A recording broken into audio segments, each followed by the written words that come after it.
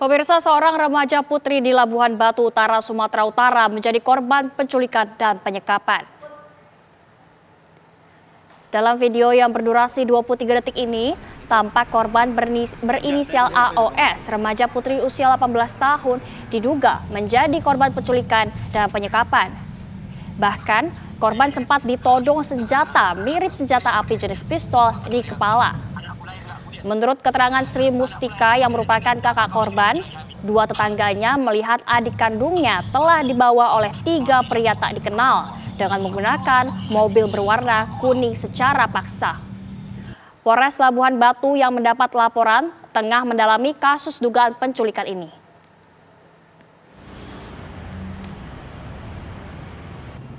Jadi kami masih lakukan penyelidikan ya, masih kita lakukan pengejaran terhadap terduga pelaku ya, mohon doanya supaya bisa segera ditangkap. Korban dengan sampai ratusan juta minta tebusan. Ya masih kita dalami terkait nominal ya. Namun demikian kita mohon waktu ya, anggota masih dalam pengejaran, mudah-mudahan dalam waktu yang tidak terlalu lama bisa kita ungkap. Jadi kenal motifnya anak-anak ya di wilayah Labura. Ada senpinya juga katanya. Ya, infonya demikian. Masih kita dalami semuanya. Untuk motifnya belum. Untuk motif nanti kita tunggu ya. Nanti kita informasikan kembali. Okay. Pemirsa, seorang remaja putri di Labuhan Batu Utara, Sumatera Utara menjadi korban penculikan dan penyekapan. Dan untuk mengetahui kondisi terkini sudah bersama kami Ibu Sri Mustika selaku kakak korban. Assalamualaikum Ibu Sri. Oh, berhenti. Assalamualaikum Ibu. Ibu Sri bisa mendengar suara saya? Baik, sepertinya ada sedikit kendala teknis. Assalamualaikum Ibu Sri. Waalaikumsalam, Bu. Iya, Ibu Sri bisa mendengar suara saya ya, Bu? Bisa, Bu, bisa. Baik, Ibu Sri, apakah adiknya sudah berhasil ditemukan dan bagaimana, Bu, kronologis penemuannya? Alhamdulillah sudah, Bu. Jadi sebelum adik saya ditemukan, kami meminta tolong ke berbagai pihak, termasuk ke teman-teman adik saya yang laki-laki. Awalnya kami mencurigai posisi adik saya ini di Pasir Pangarayan. Ternyata atas kerja polisi, adik saya ini ditemukan di Bukit Mentawai, Sumatera Barat. Bagaimana kondisi adiknya sekarang, Bu? Alhamdulillah dia sehat, Bu. Dan alhamdulillah juga dia bisa diajak komunikasi dengan baik. Oke, adik Ibu ada cerita nggak, Bu? Bagaimana ia ketika diculik, pelakunya siapa? Apakah adik Ibu melihat seperti itu?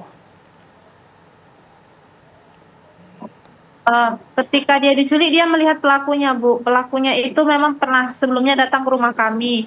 Dia datang ke rumah menanyakan saya, karena saya tidak ada. Jadi adik saya ditanyai apakah benar dia adik kandung saya. Ketika dia membenarkan kalau dia adik kandung saya, dia langsung dibawa, Bu.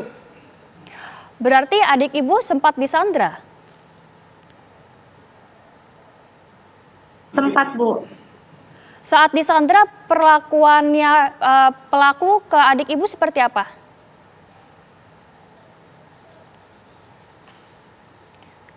Katanya dia diperlakukan kalau dia mau menuruti aturan pelaku ini, dia tidak diapa-apai. Cuman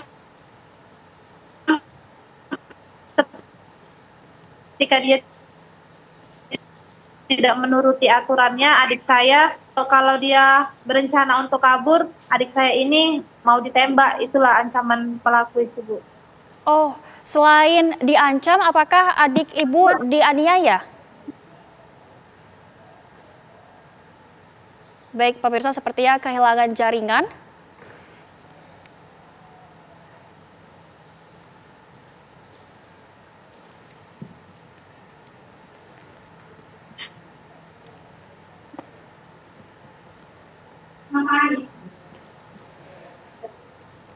Assalamualaikum Ibu, masih bersama kami?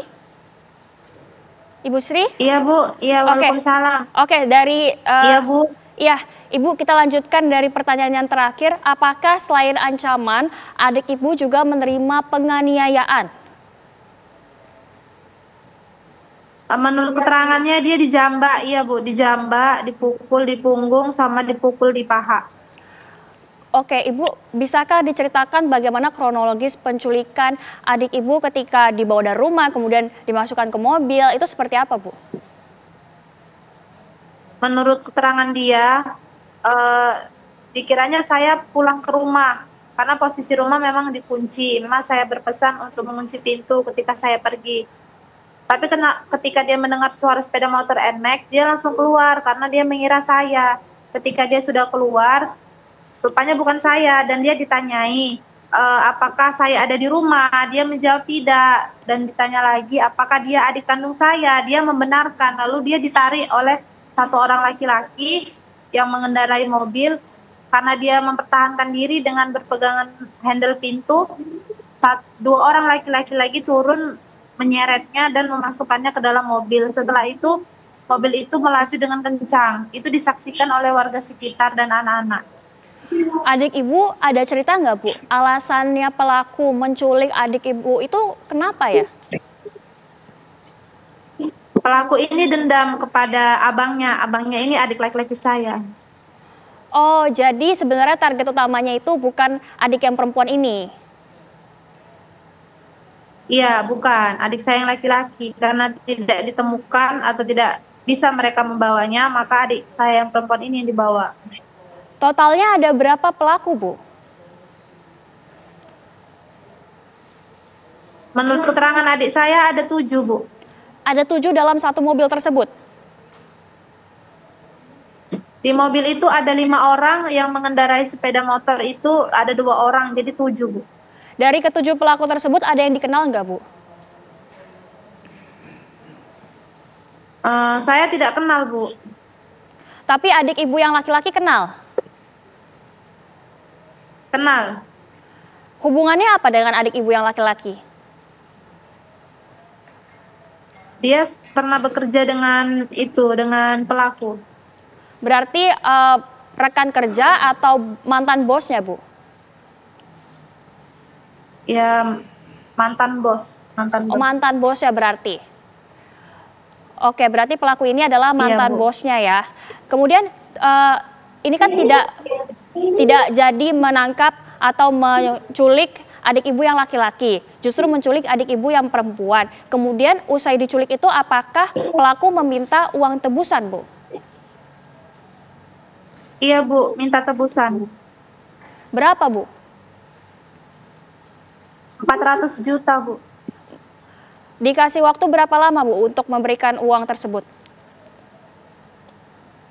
Dia tidak memberikan kami waktu, Bu, tapi dia mendesak secepatnya. Oke, baik. Ibu Sri Mustika, terima kasih banyak atas waktunya pada pagi hari ini, Bu.